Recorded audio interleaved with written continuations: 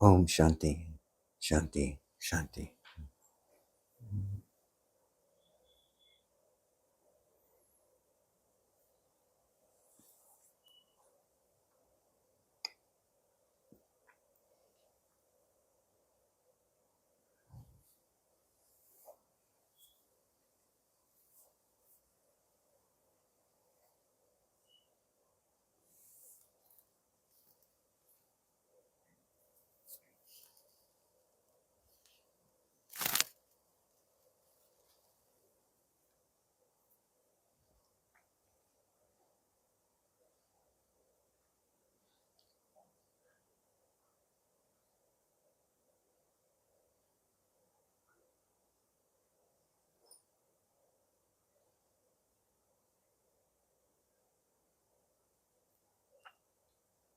During the last few satsangs over the last couple of weeks, 2 or 3 weeks,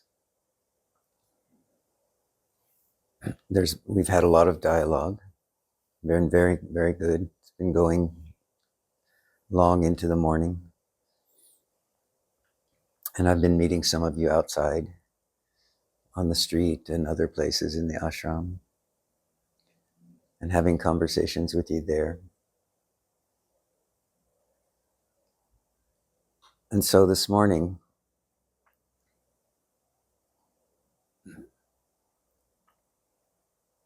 I'd like to hear your reports.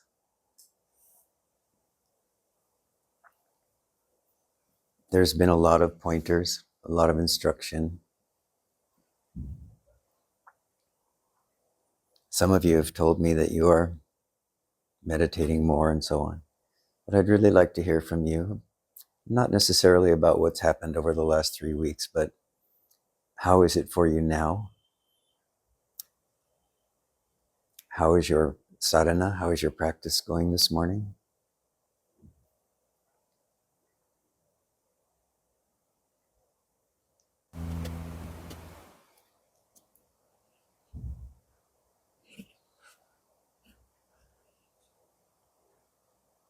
And I know that some of you think that because you've talked to me on the street, you don't need to talk here.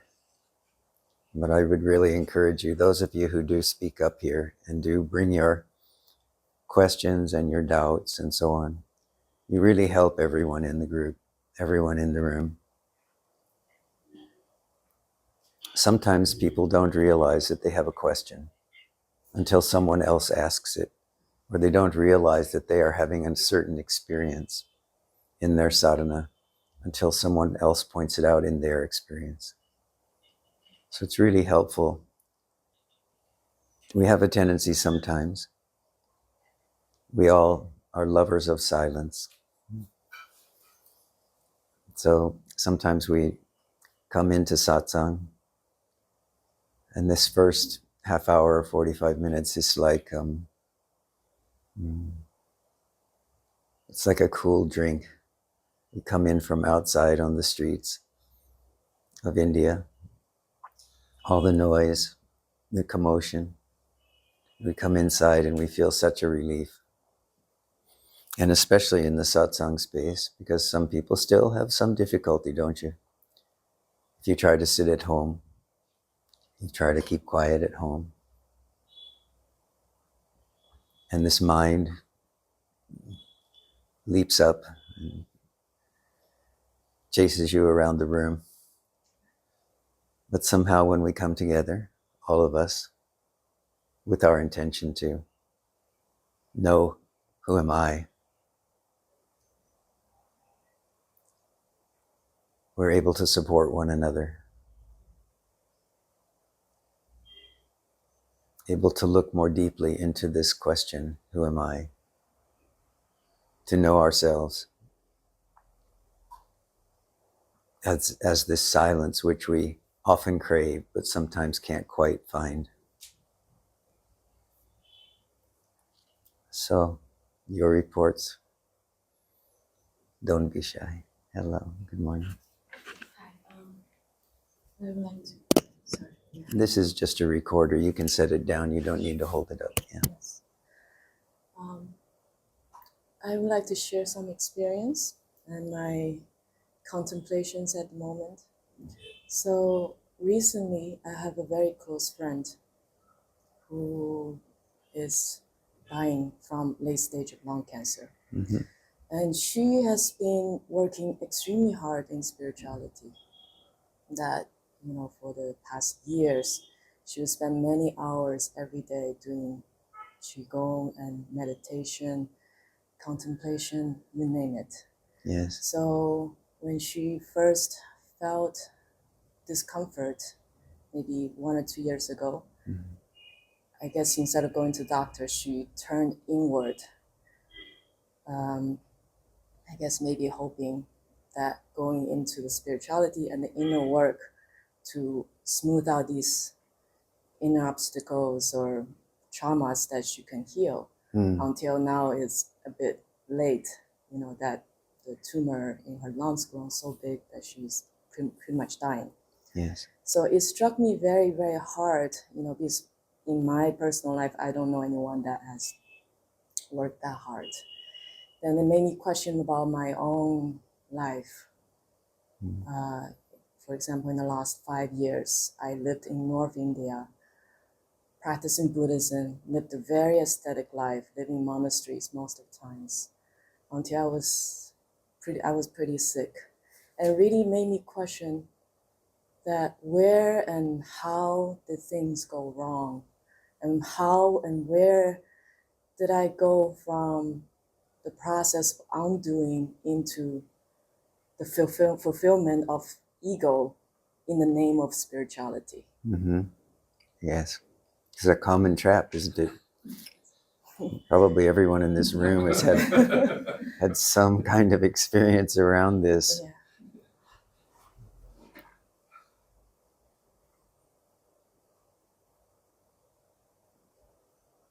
Wow, there's so much there in what you said, both about your friend and yourself. First of all, I'd like to say you haven't gone wrong.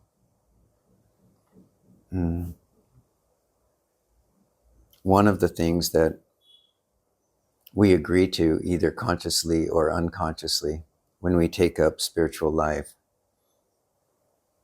is we are indicating a willingness to face whatever is here in order to know who we are, or to awaken, you can say. On the Buddhist path, we use awakening and enlightenment, these kinds of words. But the tacit agreement is that we are willing to live in the pursuit of this truth, and that we are willing to accept whatever comes our way as a consequence of that decision.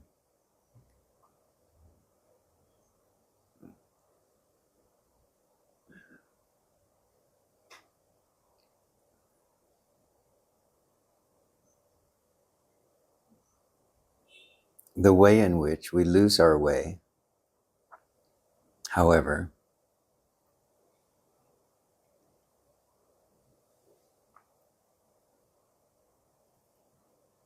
is that we come to believe, or maybe we should say continue to believe, that we are the doer, or we are the experiencer. And that as the experiencer or the doer, we expect a certain outcome.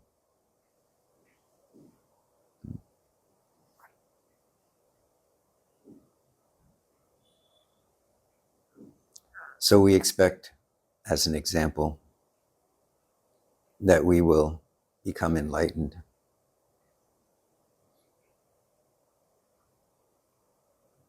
that we will somehow be saved from old age, sickness, and death.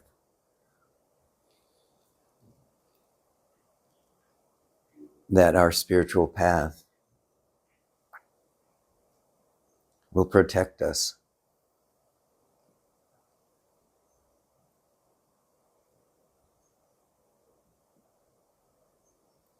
But you see, our spiritual path and our spiritual life is not about the preservation of this body-mind.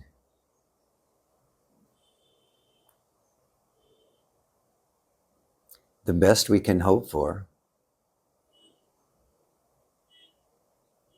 is that whatever time we have, we will use it wisely, which is what you've been doing. This is why I say you have not got anything wrong. You are just being challenged by the situation that your friend is showing you, which is old age, sickness, and death. This is the consequence, you can say, of having taken a body. The Buddha said, in life there is dukkha, there is suffering. And he described this, defined this, as old age, sickness, and death. He said, the majority of our difficulty, however,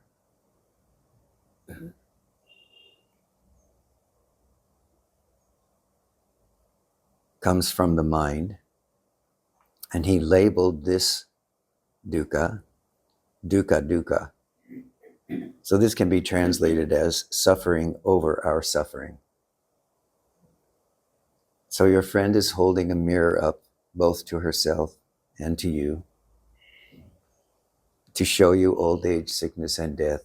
This is simply what is if we've taken a body. It's a consequence of having taken birth. This will come for everyone.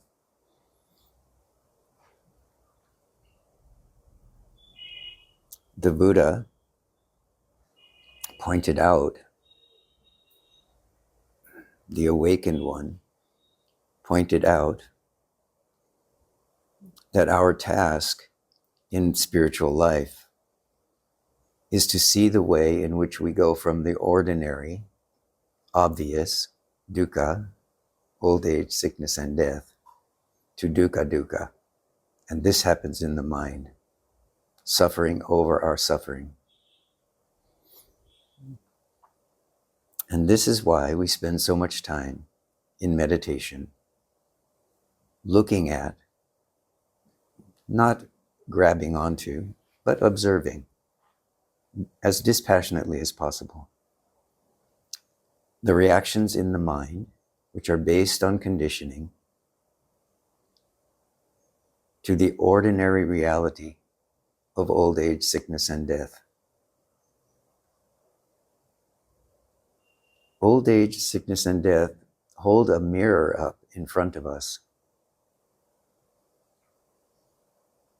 They show us, on our own face, what happens when we are attached to outcomes, when we think we will escape something, we think we will achieve something, and we don't, or we don't appear to.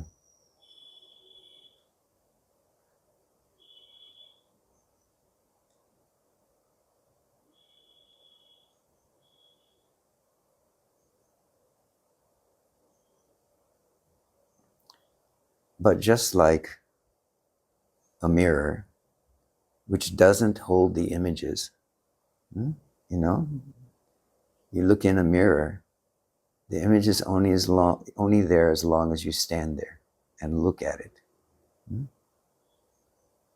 As soon as you look away or step away, the mirror is clear and clean again. It's true? Yes. This is consciousness itself. Consciousness, awareness, shines a light on what appears in the mind. If you look at it long enough, you come to realize that it's just an image in the mind. And so, what's recommended is that you consciously look away,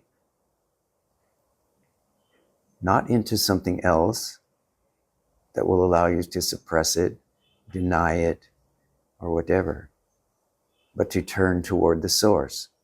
This is just like looking away from the image in the mirror.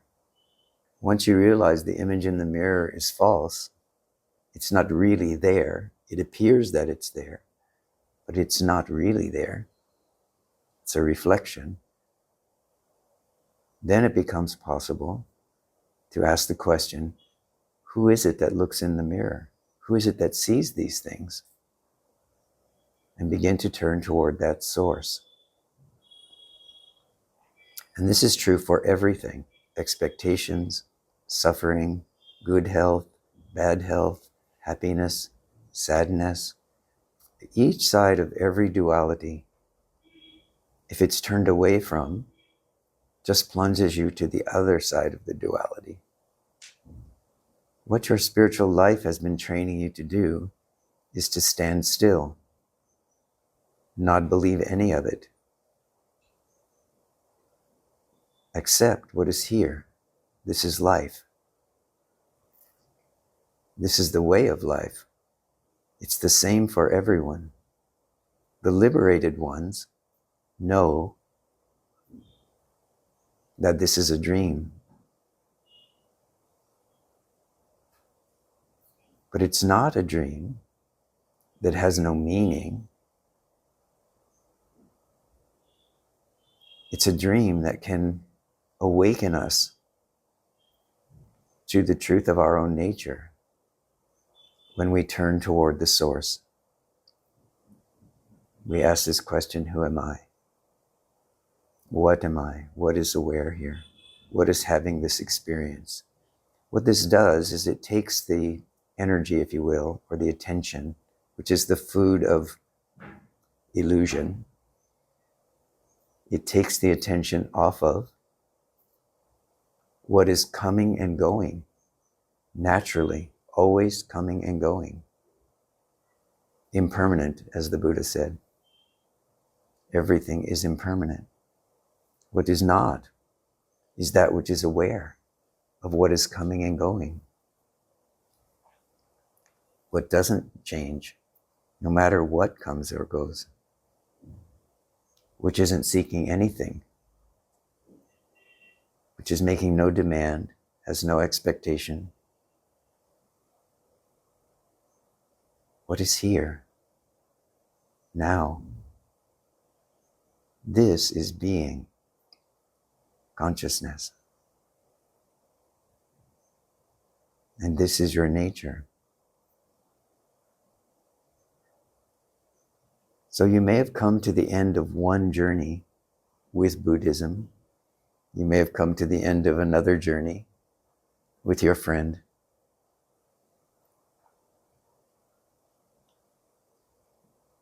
But the awareness which is still here is going on, isn't it? At this moment. So whatever happens, use it as long as it's here. As far as your friend goes, understand that we can face very, very difficult situations with our health and so on. And these can come after many, many years of spiritual practice and life.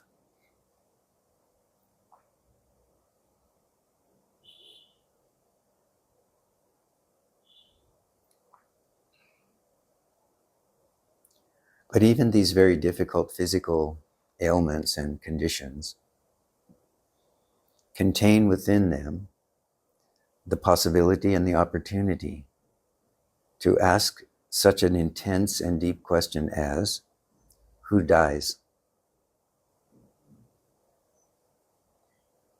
By asking the question, who dies, or some form of that question, what is aware in this dying process? Who is this I who is dying? You can tailor it to your own needs. By asking this kind of a deep question, something interesting happens. I know this from my own experience.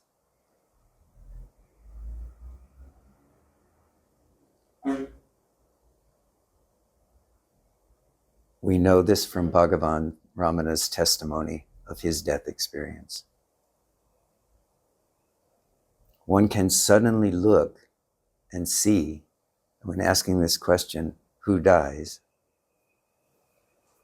that there is a timeless, deathless awareness that was here before this body was born and will be here after this body dies. So contained within this challenge that she is facing is the opportunity for her to heal the reason she has taken birth, whether or not the body survives. You understand?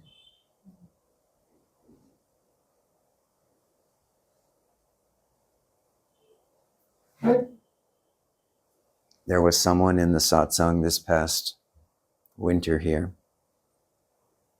and she came to the satsang and she said, I am dying. She was 30.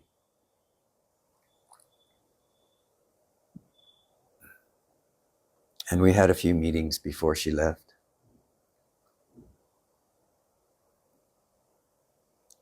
And she firmly believed that her spiritual path, her spiritual sadhana, would lead her to the deathless, and that as a consequence of that, she would survive.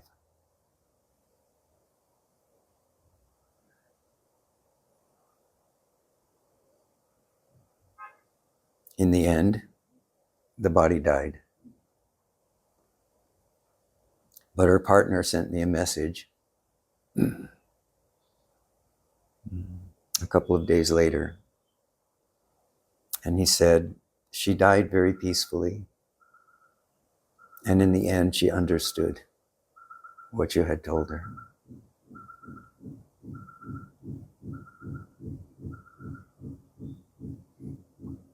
So there's no guarantee in this life. We aren't guaranteed a number of days, a number of hours, a number of minutes. So for all of us, use the time wisely. In Buddhism, it's said, death is a great motivator.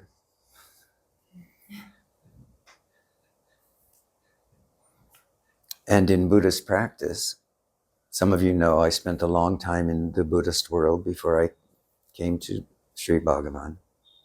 In the Buddhist world, there are what is called the death practices. And these are not usually offered to,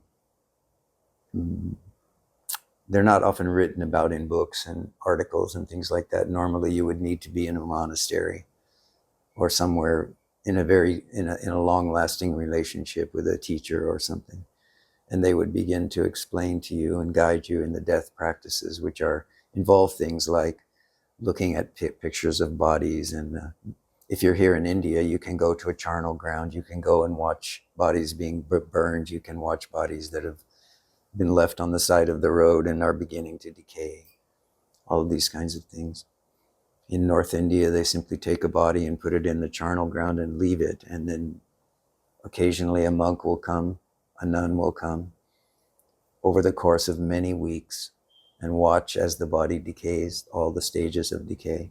And this is to take away this fear that when the body dies, this will not happen to me. This is to remind us that we only have a short period of time. Even if we get 70, 80, or 90 years, we only have a short period of time. So use this time wisely, whatever that means for you. So face what's here for you, for your friend. Stand in it. Don't be afraid to look at it. Don't be afraid to feel what you feel. But also don't let the mind of conditioning become like a barking dog. We all know barking dogs in India. Right? You walk down the street, you step outside your house, whatever, and the dogs just go wild. They just go wild. And they look so fierce and so ferocious. And our minds are like this under difficult circumstances sometimes. But as soon as you stop, turn around, and look at the dog goes, oh, and begins to go away, slowly backing up, turning around most of the time. And our minds are like this also under difficult circumstances. They bark and scream and carry on. But as soon as we turn and look at it, what is this? What is going on here? Who is aware here of this barking dog? This mind begins to dissolve. The mind can't stand the light of awareness any more than a barking dog can. When the barking dog is faced directly, it will back down most times, unless it's sick usually. The mind is like this also. This is why I recommend be here with your experience. We're not avoiding anything, but also realize that there is something here which is observing this, watching this, witnessing this. What is that? If you make contact with this being, with this awareness, with this consciousness, what you realize is this consciousness is unmoved, not in the I don't care kind of way. It simply isn't moved by pleasurable situations, by difficult situations, by painful situations. This awareness is here continuously.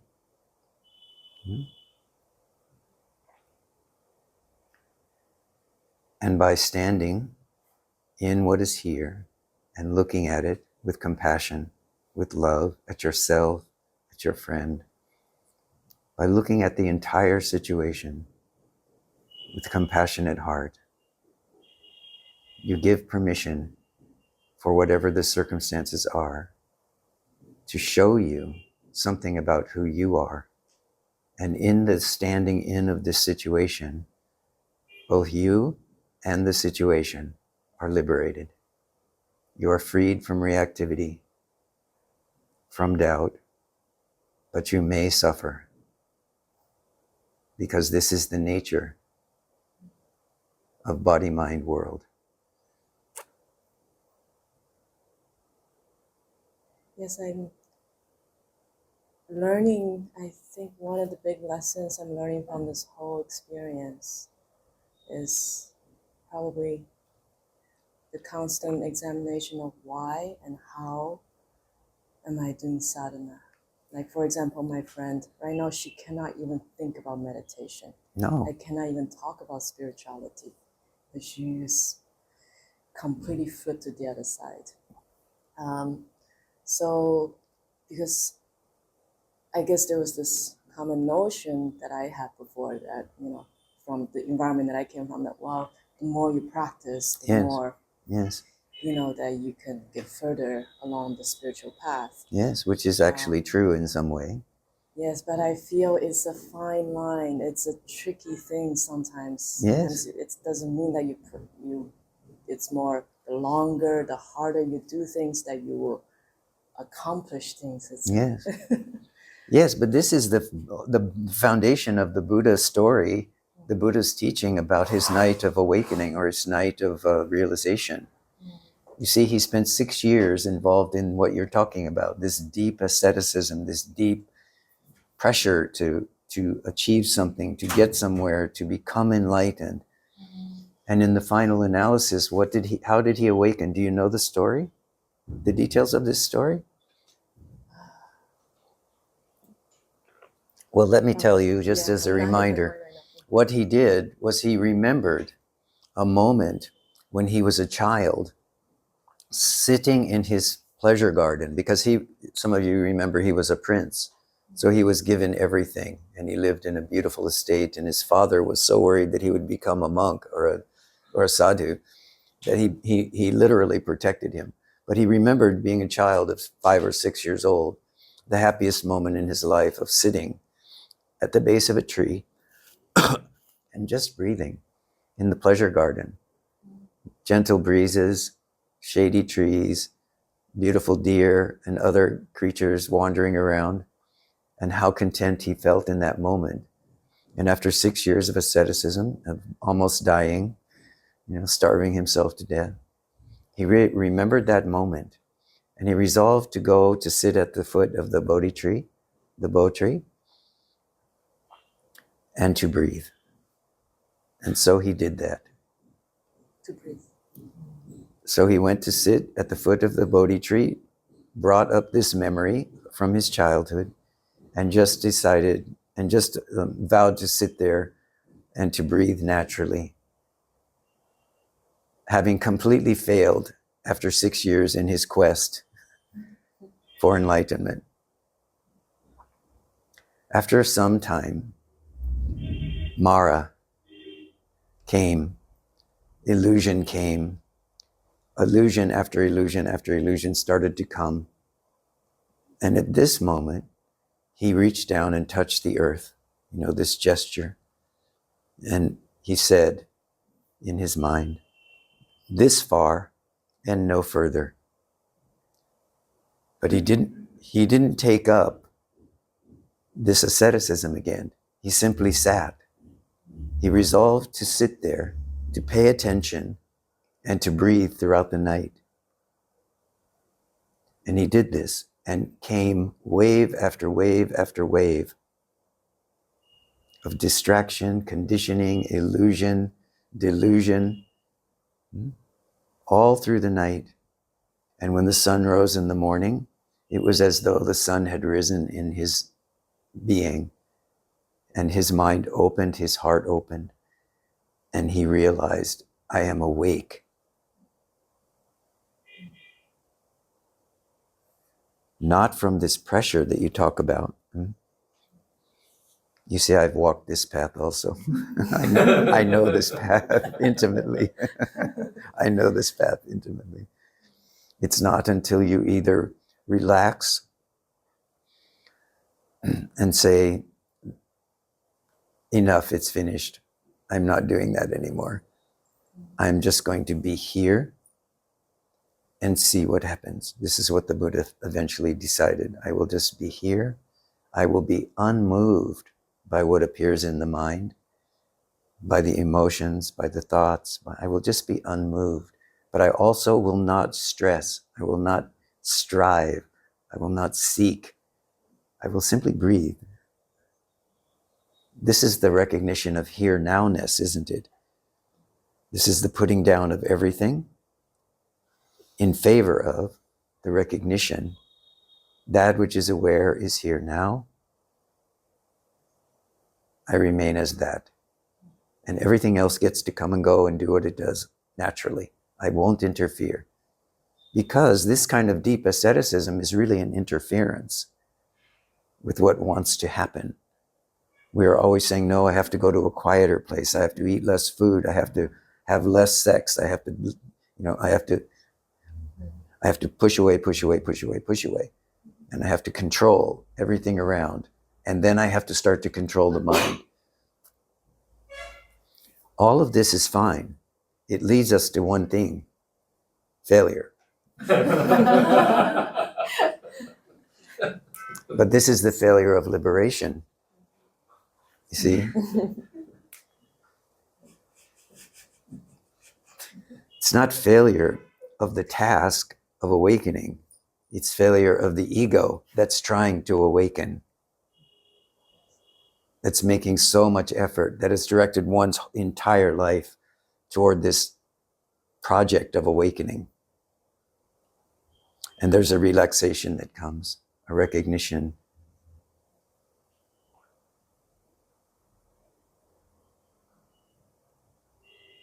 That which is aware is here now. And for this to become one's permanent recognition or awareness, one has to be willing to let everything in body, mind, and world come and go as it wishes without interference. So that one is not only liberating oneself, one is liberating all of body, mind, and world in the process. And yes, your friend may not want to listen to you anymore, but use her as a mirror. Ask yourself, who dies? And subsequently, what does not die?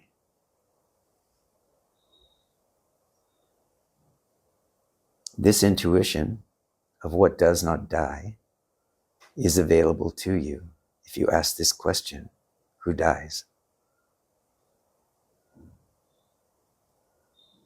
Try it.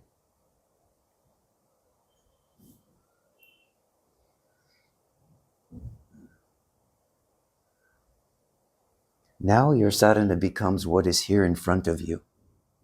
So, as I said, you did nothing wrong. This was the sadhana which brought you here, so that someone could say to you, be here. Don't worry about enlightenment.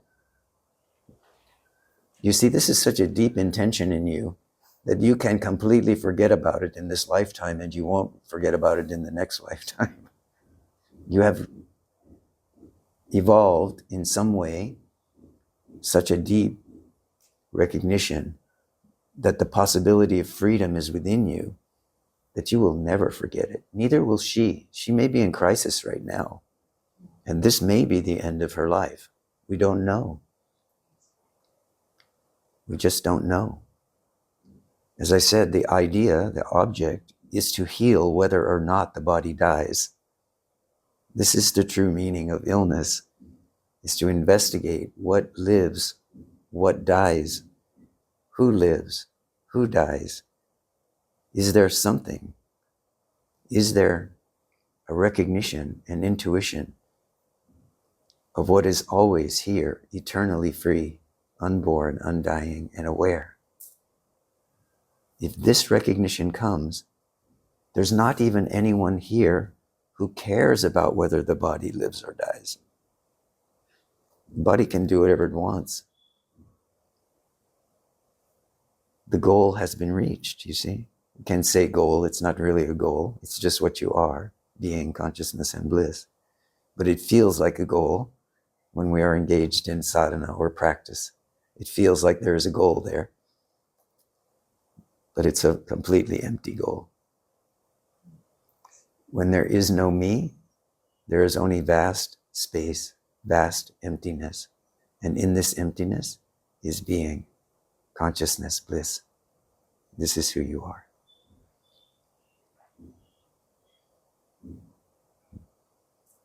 Keep going.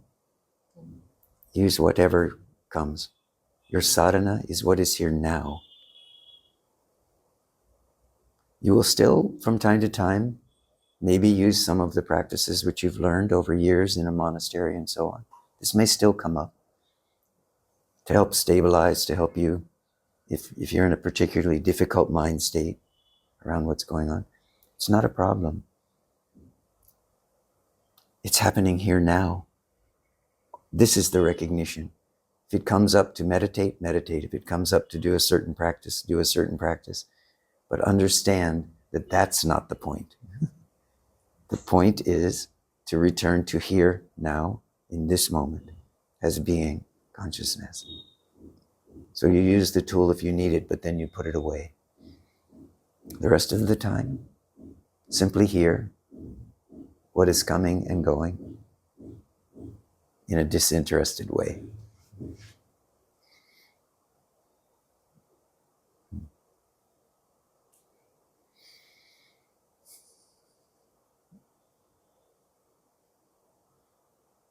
Breathe.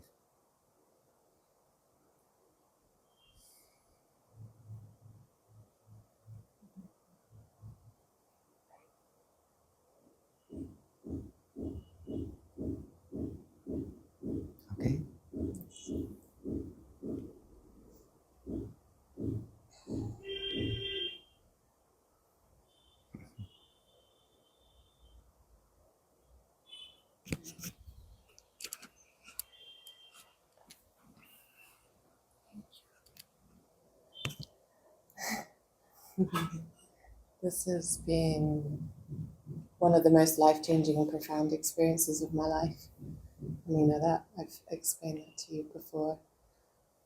The last week for me, the sadhana and the experience has been incredibly opening. I've been finding this deep peace and stillness.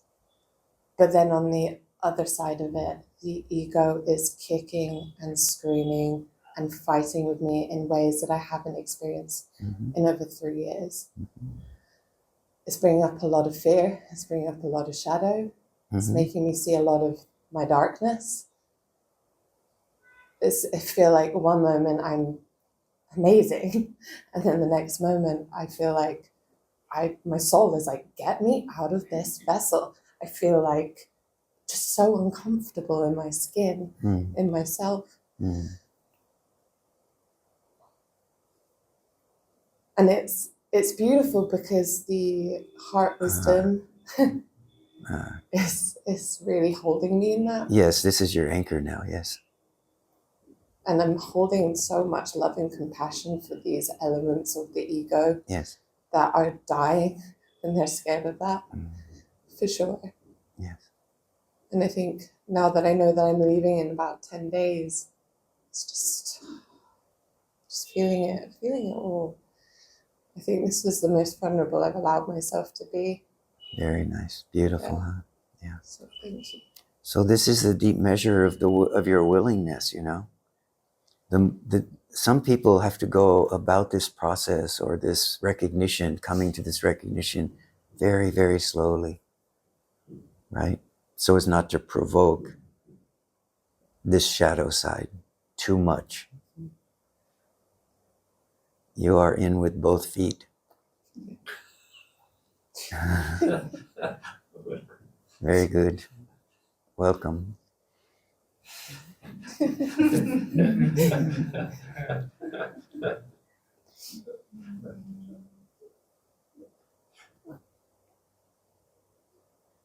Now, do what you have already expressed, but I don't know whether you realize that you're doing this or not. You said, all of this is going on, this darkness, this, and then you said, but the beauty of this is, this becomes so critical as part of your sadhana right now, is this recognition that while this shadow is here and it's rising and you are standing in it, you are also aware of the beauty and the silence on which it's standing. You see? Begin to notice, if you can, that this silence and this shadow are becoming unequal. That's what you're feeling, is that wobbling, right? The shadow wants to keep its preeminence or its dominance that it's had in the past. Even you say, I haven't experienced this in 3 years. Well, that doesn't mean that it wasn't there. This is showing you that it was there. For 3 years, you have had some way of keeping it at bay.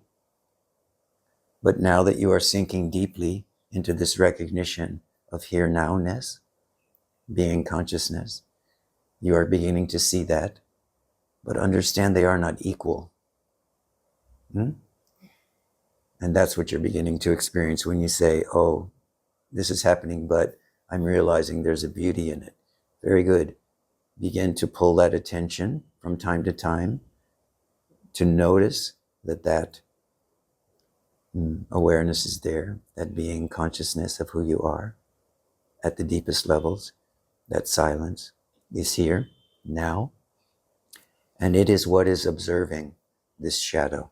And as you do this, you slowly cut at the root of whatever that shadow was, whether it was something that developed in this lifetime, some kind of conditioning that came out of some experiences in this lifetime, or whether it's coming from a previous lifetime. You begin to slowly chop at that belief that there is even a shadow.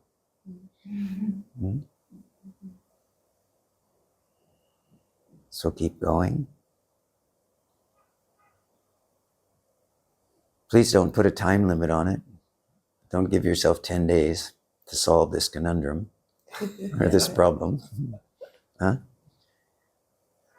And you think I'm saying, You don't have to solve this problem in 10 days. But what I'm actually saying is, it doesn't take 10 days.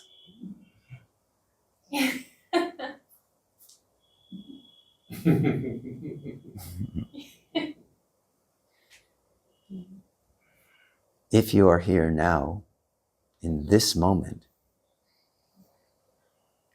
which I can see in your eyes you are, you can notice that even though you had to bring that up in order to be able to tell me this story about what is going on, if you come back here now, in this moment, you also see that it isn't here right now. That it came up so that you could express it, but where is it now? If you are here now, you told the story. If there's no residual, if you've let it go, you've offloaded it, downloaded it, whatever you needed to do, you can look now and you can ask this question, but where is this story now? This brings you right back to the silence side of things. You are here now as being, awareness. You are here. The story may also be there on the periphery, and it may be there for some time. It doesn't have to be. Like I said, it doesn't need to take 10 days. But if it does, begin to understand that the silence is the center and everything else is on the periphery, or the silence is the screen and everything else is what's moving across the screen. But the fact that it's coming and then it will go shows you, indicates to you that it is impermanent. That while it may be intense for the period of time, right? Mm-hmm. The movie can be really intense for a period of time. But when the end comes and the credits roll, the movie is over. The movie is gone. But the screen is still there. This is who you are. So keep this kind of conversation going with yourself as a way of standing in whatever is here while letting it go. So we don't go into denial, we don't go into spiritual bypass. We allow what is here to be here. We recognize what is real and what is unreal. We know where to stand and when to let go.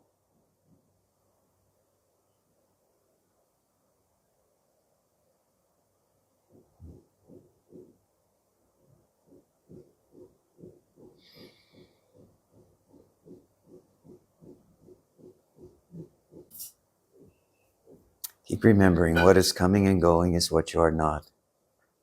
Right? Around here, we're fond of saying the fire of Arunachala, it burns up what you are not.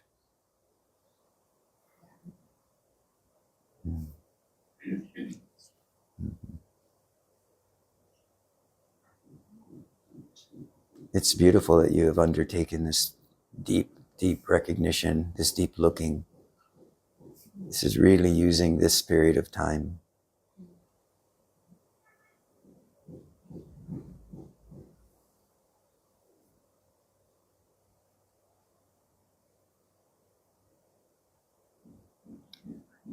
But have no fear, it will not stop for you.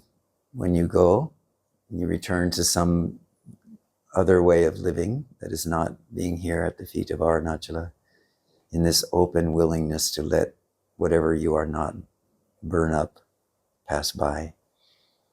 You may go back out into a life that you lived previously. Of course, you won't be the same anymore.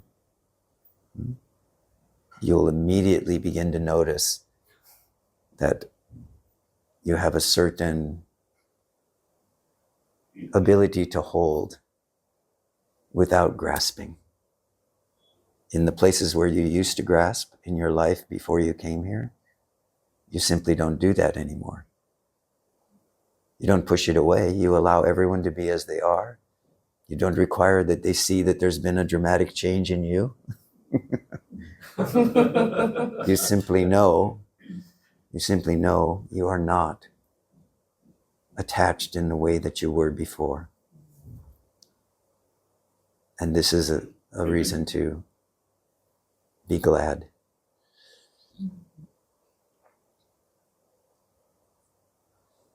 And the fire, the intensity of the fire that you're experiencing here will become equal to your ability to allow, transcend, let go in other areas, in other places, when you have other tasks to do. Notice this. This is a way of staying on track with it. Some people say, oh, I went back to my life and I can't relate anymore. I just can't relate. This is a good sign, but it's not a sign that you need to change everything, that you need to leave everything.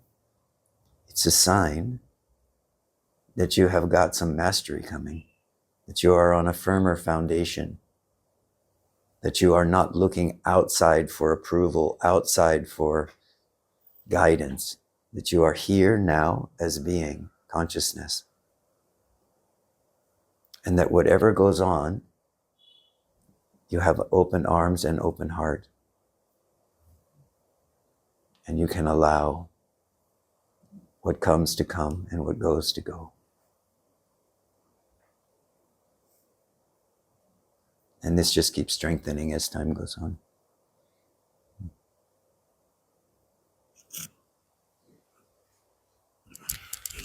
Pranam, Rishiji. With your infinite blessings, I have become much happier in the past 2 or 3 weeks. Very good.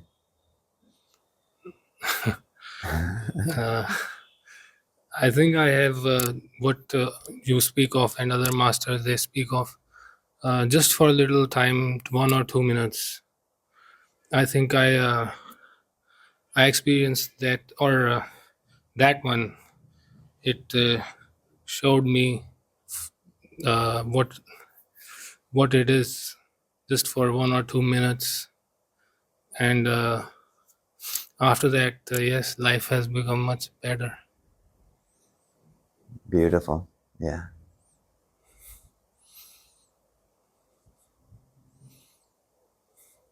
You see, once we see the truth in this way, even if it's just for a minute or two, or for a moment or two,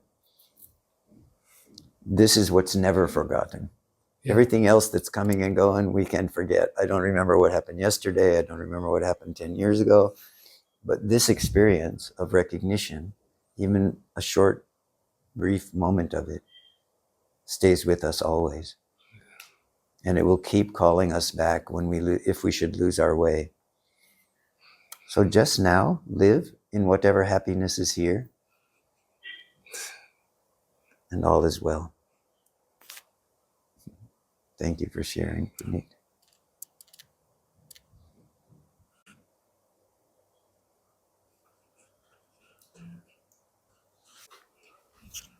I'm very grateful for you that you gave me a good pointer, to watch at my heart.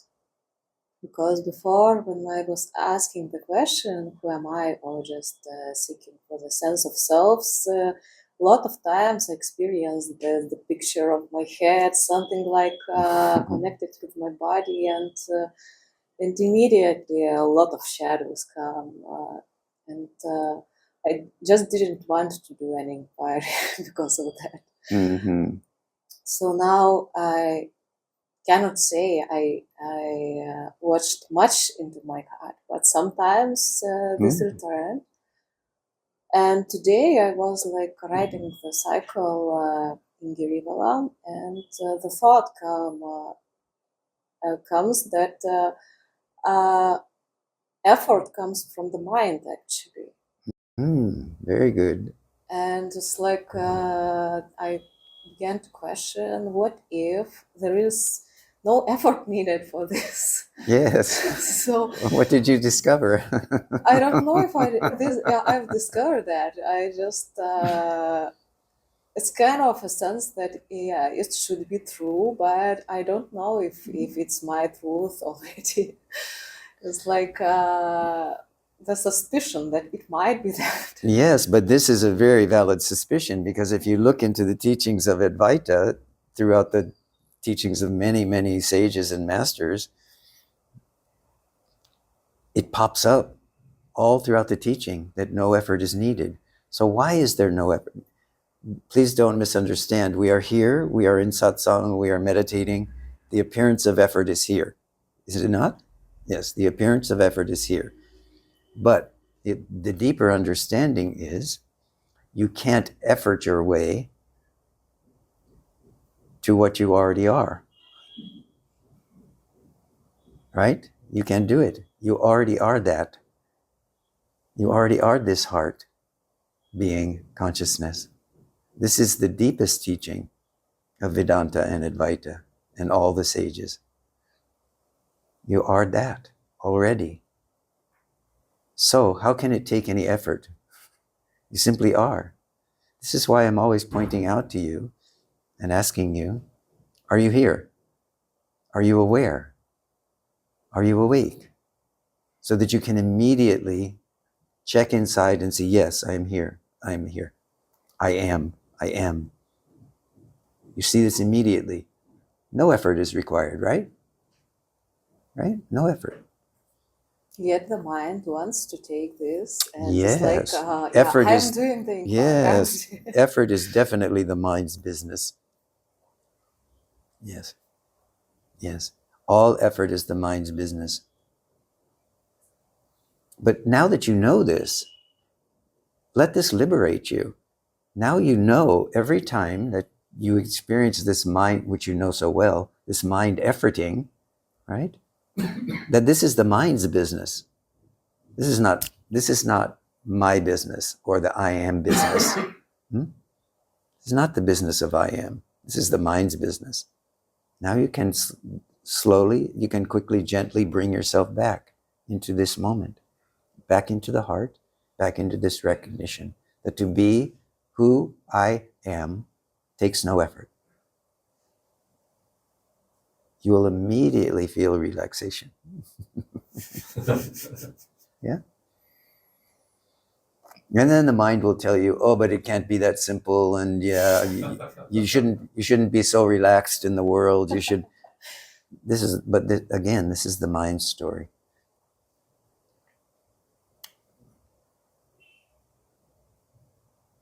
And the foundation of this understanding through Bhagavan Ramana's teaching is he said, remain as you are. When he said remain as you are, this is what he was meaning. No effort is necessary. Who you are is here now. Closer than your own skin, he said. Remain as you are. Not as this mind and this personality, but as this recognition that no effort is required to be who you are. Very good.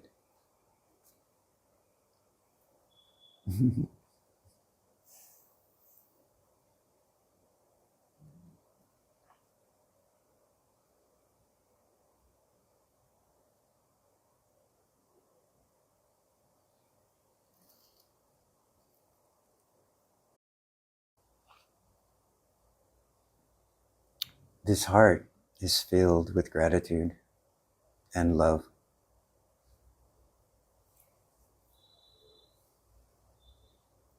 The only thing I will ever ask of you is that you look where I am pointing. And today I see that you are. You are looking where I'm pointing. And I am so grateful. Hari Om Tat Sat.